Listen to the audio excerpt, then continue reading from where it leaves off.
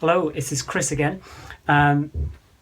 I just wanted to record a quick video in response to a question that I've had in from a guy called Andrew. And let me read his email to you. He was replying to an email I sent out just asking about what's a quick question. What's your main struggle in business at the moment? I'm recording this in early February, so this was an opportunity to think, well, I've had 1 month of the year so far. Am I on track? Or before it goes too far into the year, can I reflect on where I am, learn some lessons so that the rest of the year is as strong as it can be? So Andrew's reply was, my biggest struggle so far this year is finding staff.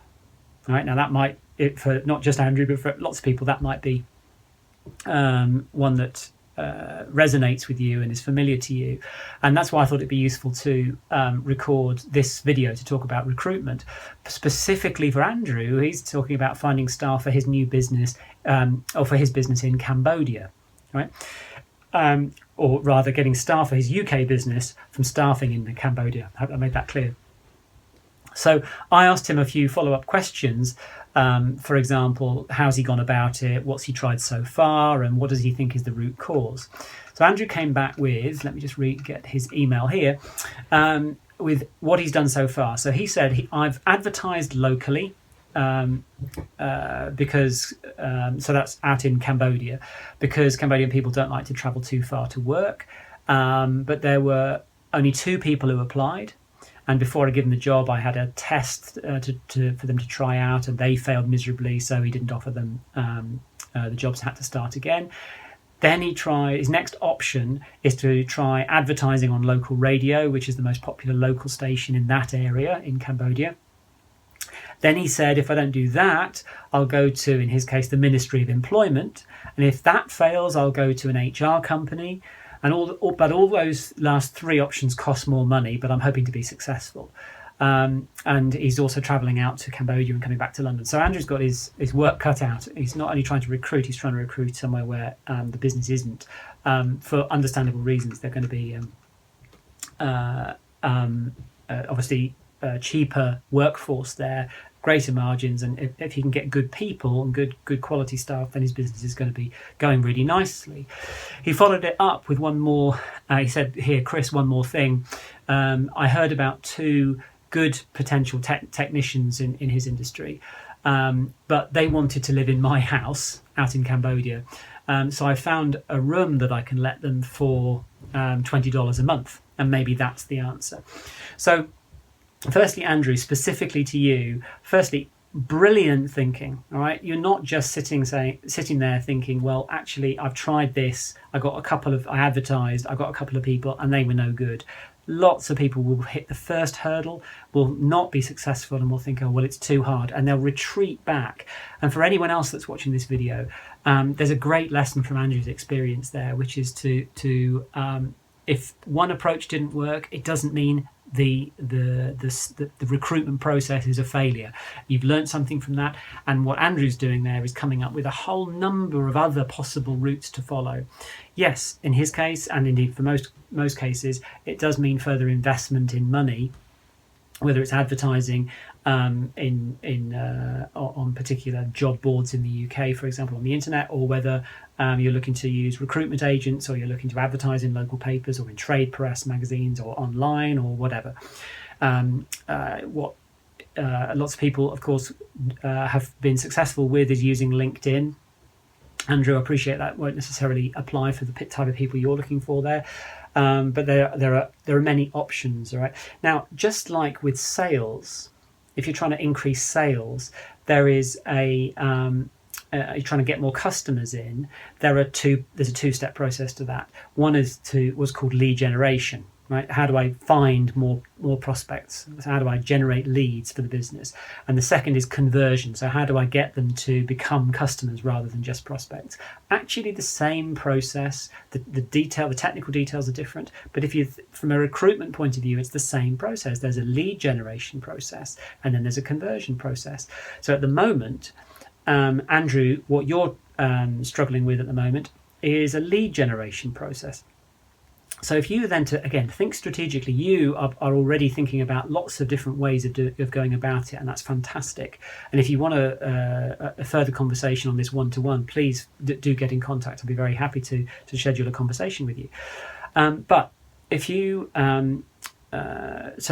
think strategically, right? So lead generation, where are your people where are your likely prospects going to be? Where are the best staff going to be? You've already done that in terms of a geographic area, all right? And you have already got some great ideas about things like recruiting on using advertising on the radio, or going to the ministry, or maybe using an HR company or a recruitment agent or whatever. So you've kind of got lots of lead generation activities identified. For other people watching this video, that's the first step. It's to identify where are you going to get the best people from, and it's where a lot of businesses struggle at the starting point. Where am I going to find good people, and how am I going to make sure that I get good quality people?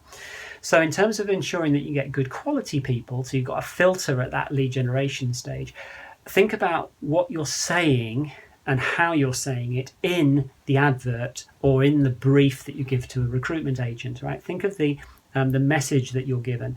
Who are the people that you don't want? And then what are the particular areas and particular, whether it's skills or attitudes or areas of experience that you're then looking for?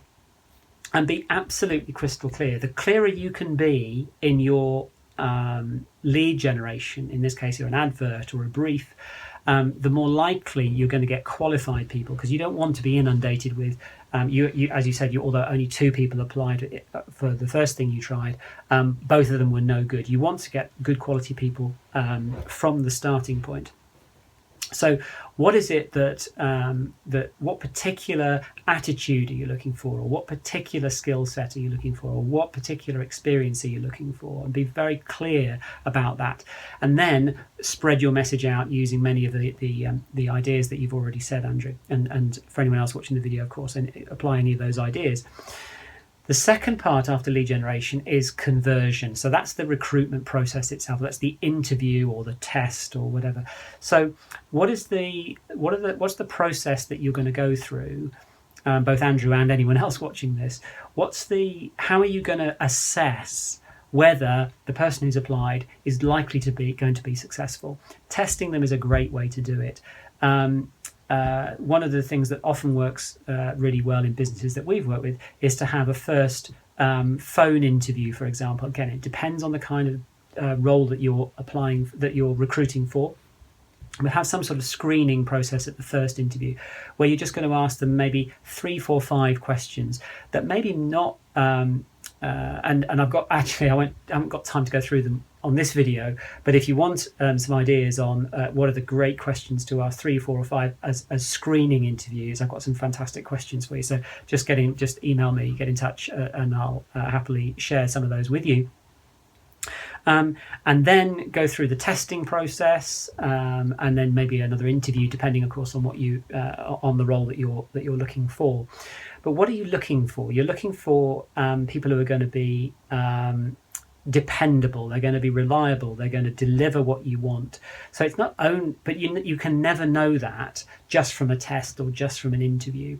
So also, once you've got them on board, there's another thing to think about strategically, and that's a kind of probation period or a test period.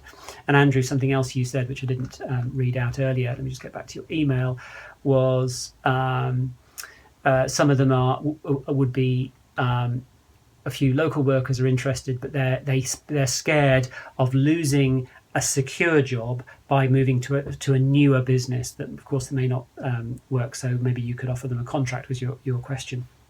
So yes, you'll know what the right answer is for you. And I don't know enough about Cambodian employment law and situation there. But you're right to be identifying some of those issues that are going to stop people or make them fearful of moving to you. So that's, again, all part of the conversion process. So there's some fantastic, Andrew in particular, directly for you. You're already thinking in a great way of lots of options. I'd encourage you to keep thinking strategically about lead generation and conversion, and then how you're going to secure those people. If you want some further ideas on screening questions, and that, I'm very happy to have a conversation, and that goes to anyone who's watching this, and wants to find out more, just get in touch, no problem. And I hope that whole recruitment topic and the strategic way of thinking about it is thought-provoking. If you're going to grow your business and expand it to something that's bigger and easier to run, you're going to need people to do that. So actually becoming a master in recruitment and getting really skillful in recruitment is one of the key skills of a business owner. Not many people think about it strategically. They think about it in a reactive way. Oh, right now I've suddenly got more work, I need more people. You can be smarter than that. So I hope you found that thought-provoking and helpful, and I hope you can put it into practice and into use this year, so that your business is growing really well this year. Any questions, give me a shout, comment in the comments box for this video, or whatever you need to do, and I look forward to helping you again in the future. Cheers for now.